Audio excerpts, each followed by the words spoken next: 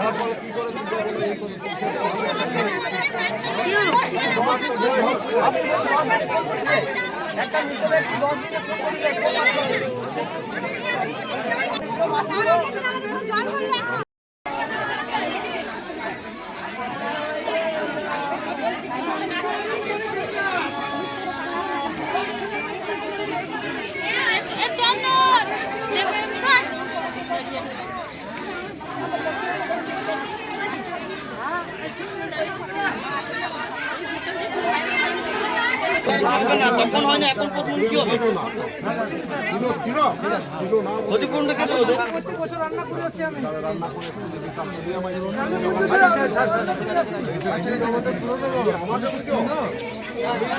সাহায্য করবে? ঠিক আছে, ঠিক আছে।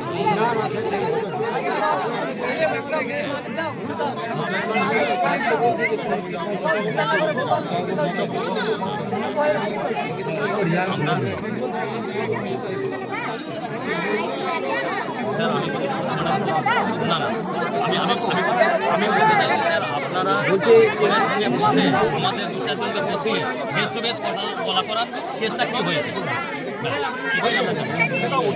স্বামী এটা সাদা গেঞ্জিটা স্বামী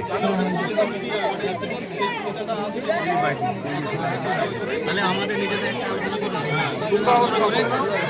ইয়ে আছে, আমাদের বডিটা নিয়ে আমাদের একটু অসুবিধা আছে যে আমরা কি হয়েছে আমরা জানতে চাই। আমাদেরকে কেন এভাবে বডি দেওয়া হলো এত তাড়াতাড়ি? আমরা কেন এত তাড়াতাড়ি পুলিশ কেন এলো আমার বাড়িতে? আর এত তাড়াতাড়ি তো কোনো বডি রিলিজ করা হয় না। কবে ভর্তি করেছিলেন? কালকে সকালবেলায় ভর্তি করা হয়েছিল। কি হয়েছিল? বাচ্চা, সিজারের বাচ্চা হয়েছিল। বাচ্চা ঠিক আছে, উনিও ভালো ছিলেন। তারপরে আমরা সব নিজের ঘরে আমি বাড়ি চলে এসেছিলাম। তারপরে আবার ভাইকে নাকি রাত 9টা সাড়ে 9টার সময় ফোন করেছিল যে এরকম অবস্থা। সেই জিনিসটা আমাদেরকে কাউকে বলে নাই যে এরকম কন্ডিশন আছে, তাহলে আমরা কিছু ব্যবস্থা করতাম। আমরা কেন জানাই নাই আমাদেরকে? কারা জোর করে বার করলো? জোর করে বার করেছে পুলিশে আর ডাক্তারে। যে ডাক্তার ইয়ে করেছে, নিশ্চয়ই ওদের মধ্যে কোনো আলোচনা হয়েছে যে এই পেশেন্টের এই কন্ডিশন আছে, তো সেই কন্ডিশনটা আমাদেরকে কেন জানানো হয়নি? আমরা তাহলে ব্যবস্থা করতাম। আপনারা কখন জানলেন মারা গেছে? কখন জানিয়েছে? 9টা সাড়ে 9টার সময় নিয়ে তারপর পুলিশকে আপনারা হ্যাঁ, আমাকে হসপিটালে পর্যন্ত ডাকা হলো যে হসপিটালে আসো। আমি ঘর থেকে হসপিটালে গেলাম, হসপিটাল থেকে আবার এখানে এলাম। তাহলে আমি যখন হসপিটালে গেলাম বলছি নিয়ে চলে গেছে মানে কি? এত তাড়াতাড়ি কি করে বডিটা ইয়ে হয়ে যায়? কোথায় নিয়ে বাড়িতে নিয়ে চলে এসেছে। এটা আমি প্রথমে গেছি হসপিটালে। হ্যাঁ, তো সেই জিনিসটা কেন? সেটাই কি আপনারা আজকে প্রতিবাদ করছেন? হ্যাঁ, আমরা ওইটাই প্রতিবাদ করতে চাইছি। পুলিশকে কি করেছেন আপনারা? এখন পুলিশ ওখানে কি করছে? আমরা পুলিশকে আটকে রাখবো। আমরা বডি এইভাবে ইয়ে করতে দেবো না। আমাদের ওর মৃত্যুর পরে কিছু একটা ঘটনা আছে, কিছু লুকাচ্ছে আমাদের কাছ থেকে। আপনারা কি চাইছেন? আমরা কেন এত তাড়াতাড়ি বডি বার করবো? হ্যাঁ, আর আমরা তদন্ত চাই। এটা নিয়ে আমরা কি নাম পেশেন্টের? কি নাম? চুমকি বাউরি। বয়স কত? বয়স 27 বছর। কোনো পরিষেবা পাইনি। আমাকে যেভাবে স্যাররা যেভাবে আমাকে মানে ব্যস্ত করলো আর কি, মরে যাওয়ার পর যে আমার যে অবস্থা, যে খুব কঠিন অবস্থা, সেই অবস্থায় আমাকে 3-4টে স্যার মিলে 3-4 জায়গায় স্যার মিলে আমাকে হ্যারাসমেন্ট করে তুমি হ্যান্ড ওভার নাও, বডিটা হ্যান্ড ওভার নাও।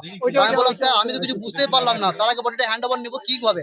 বলে দেখুন আপনারা যদি চান যে ঝামেলা করবেন, এটা কিন্তু সরকারি ব্যাপার, তোমরা কিন্তু কেস খেয়ে যাবে। এইভাবে আমাদেরকে একটা ভয় দেখিয়ে তাড়াতাড়ি বডিটাকে হ্যান্ড ওভার করার চেষ্টা করলো। কে করলো এটা?